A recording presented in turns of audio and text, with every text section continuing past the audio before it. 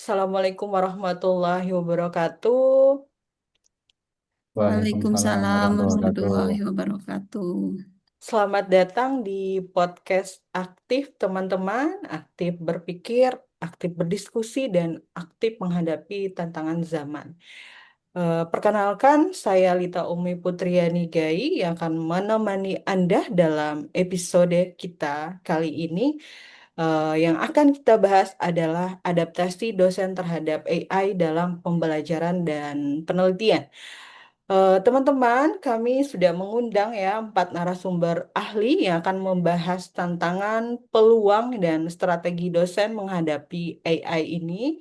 Narasumber kita yang pertama yaitu Ibu Larasniti Mulyani STMS MTA MTI dari Politeknik Manufaktur Halo, Negeri Bangka Belitung.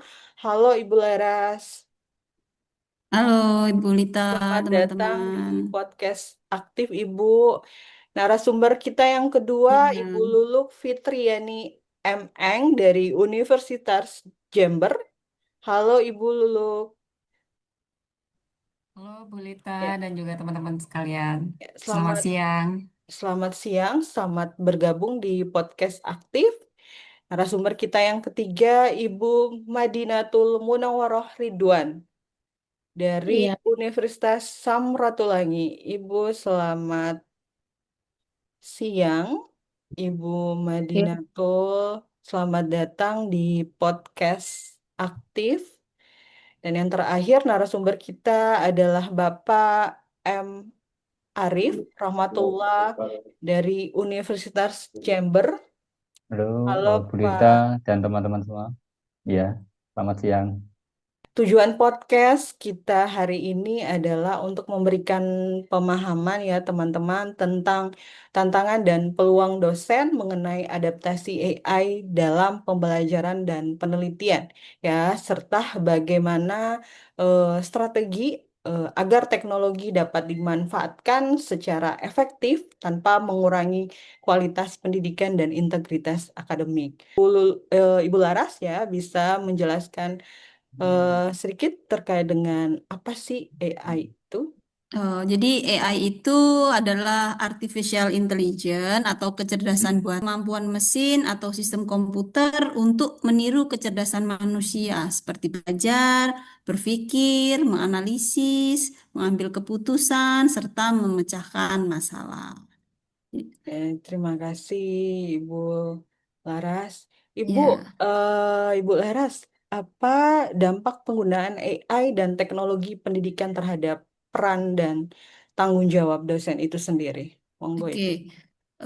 menurut saya peran AI ini kita sebagai dosen dengan adanya AI itu telah mengubah peran kita sebagai dosen yang utamanya sebagai sumber informasi utama sekarang menjadi seorang fasilitator, pembimbing, dan pengarah pembelajaran. Dosen sekarang dituntut untuk lebih fokus, penguatan berpikir kritis, etika akademik, dan pendampingan proses belajar, bukan sekedar menyampaikan materi. Jadi, dosen sekarang dengan adanya AI memiliki tanggung jawab baru dalam mengelola pemanfaatan AI secara bijak, eh, dan agar pembelajaran tetap bermakna dan berintegritas. Jadi, dosen ini sebagai contoh dalam penggunaan AI secara etis. Kan lagi Bu Laras, siapa saja pihak yang bertanggung jawab untuk menjaga integritas akademik mahasiswa di era digital dan AI saat ini? Pihak-pihak yang bertanggung jawab menjaga integritas akademik di era AI dan digital ini, dari sisi dosen, tanggung jawab utamanya adalah memberikan edukasi, etika akademik, kemudian menetapkan aturan penggunaan AI secara jelas, dan melakukan pengawasan dan penilaian secara adil. Dosen tidak bekerja sendiri, di sini ada perguruan tinggi, pimpinan institusi, dan mahasiswa itu sendiri mengambil peran penting. Jadi adanya kolaborasi antara perguruan tinggi, pimpinan institusi, dosen dan mahasiswa sehingga penggunaan AI menjadi lebih bijak. Mungkin seperti itu, Bu Lita. Ya, terima kasih ya Bu Laras atas Eh, penjelasan dan pemaparannya. Ya, kita ke narasumber kita yang kedua, ya, Ibu Luluk Fitriani. Ibu Luluk, eh, kami, saya ya, dan rekan-rekan di luar sana ingin mengetahui sedikit informasi eh, di mana tantangan terbesar dalam menjalankan nilai Pancasila dan wawasan kebangsaan di era daring dan globalisasi saat ini. Monggo, Bu Luluk, silakan. Oke, terima kasih Bu Lita.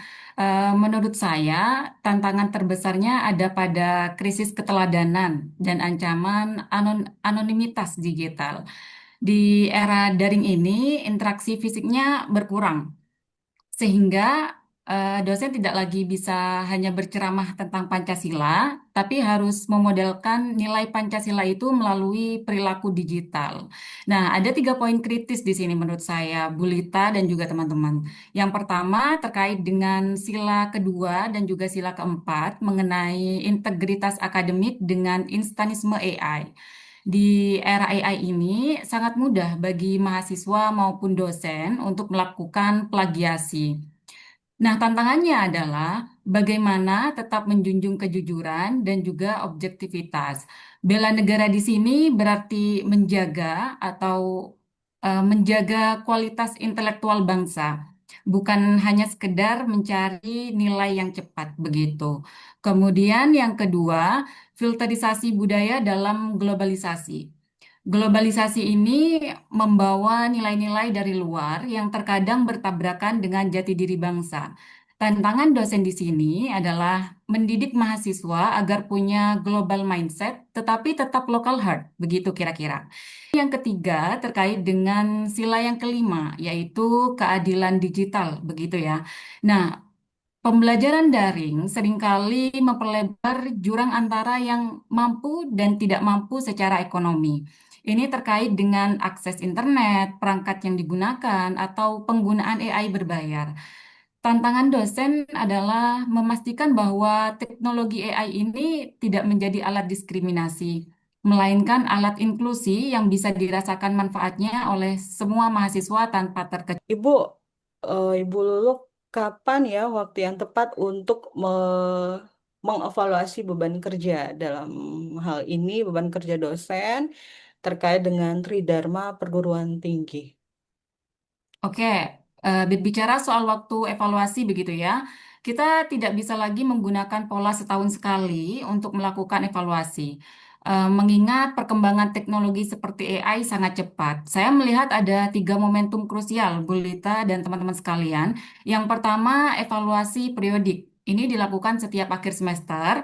Kemudian yang kedua, momentum adopsi teknologi baru.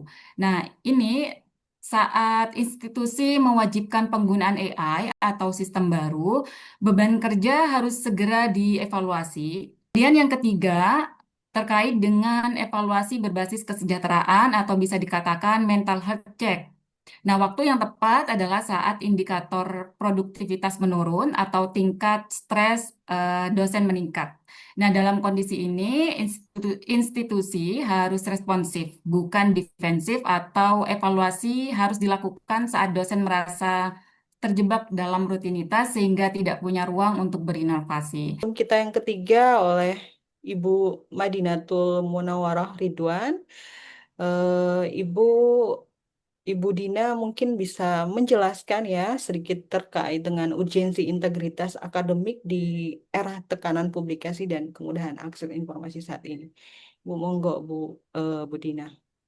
Oke, terima kasih Bu Lita atas waktunya. Jadi di era digital saat ini, dosen itu menghadapi dua realitas besar yang berjalan bersamaan. Nah, di satu sisi itu kita ada tekanan publikasi dan juga tuntutan kinerja akademik. Nah, kemudian di sisi lain kita juga diberikan kemudahan akses informasi dan tekanan teknologi kecerdasan buatan. Nah, kondisi ini menjadikan integritas akademik itu sebagai isu yang sangat penting dan strategis bagi dosen untuk kita bahas ya. Nah, bagi dosen sendiri, integritas akademik itu bukan sekedar soal aturan dan kepatuhan, administrasi, tapi menyangkut keteladanan, kejujuran ilmiah, dan tanggung jawab kita secara akademik dalam mengajar, meneliti, dan membimbing mahasiswa. Namun, tekanan target kinerja, kemudian keterbatasan waktu juga terkadang dapat menggoda kita untuk mengambil jalan pintas ya. Misalnya dengan mengandalkan teknologi tanpa proses verifikasi yang memadai atau kurang berpikir kritis dalam mengelola sumber ilmiah. Nah, kemudahan akses informasi itu sejatinya dapat membantu kita sebagai dosen dalam memperkaya materi pembelajaran dan mempercepat proses penelitian. Namun, dosen dapat mengakses juga kan namanya jurnal, data, referensi ilmiah secara tepat. Namun, karena tanpa literasi informasi dan kesadaran etika yang kuat, kemudahan ini berpotensi mengaburkan proses ilmiah tersebut. Jadi, mengabaikan konteks penelitian dan menurunkan kedalaman dari analisis akademik gitu. Jadi, tekanan publikasi juga berdampak langsung pada para dosen sebagai pembimbing mahasiswa. Kemudian, dosen tidak hanya dituntut produktif secara ilmiah, tetapi juga bertanggung jawab dalam menanamkan nilai integritas kepada mahasiswa. Mungkin sama nyambung dengan yang dibahas oleh Ibu Lulu tadi ya, gitu. Kemudian disinilah peran dosen itu kita diuji, apakah lebih menekankan capaian luaran semata atau tetap menjaga proses akademik yang jujur, bermakna dan bermakna gitu ya. Jadi Mungkin untuk narasumber yang keempat ya, saya ingin mengetahui Bapak Arif, bagaimana penerapan AI dalam Tridharma Perguruan Tinggi Bapak? Oh ya, terima kasih Bu Lita. Eh, eh, Sepertinya keempat narasumber tadi, ketiga sebelumnya sudah memberikan banyak ulasan ya tentang ini. Tapi saya mencoba untuk melengkapi saja. Jadi untuk pembelajaran kaitannya dosen seperti itu bisa untuk mempersiapkan bahan ajar. Bisa menggunakan AI ini pentingnya sudah di fase seperti itu. Untuk mempersiapkan RPS, untuk membuat kerangka pertemuan seperti apa dan juga evaluasi yang akan diberikan kepada para mahasiswa. Itu di tahap pembelajaran. Kemudian untuk di tahap penelitian ya, misalnya ini kita bisa memanfaatkan AI itu untuk membuat research gap atau batas antara penelitian-penelitian yang sudah dilakukan sebelumnya. Jadi kita bisa mencari suatu penelitian yang baru, memiliki nilai-nilai baru, kebaharuan untuk membedakan penelitian-penelitian yang sudah ada. AI juga bisa membuat suatu kerangka, tetapi batasannya sejauh apa kita harus menggunakan AI itu.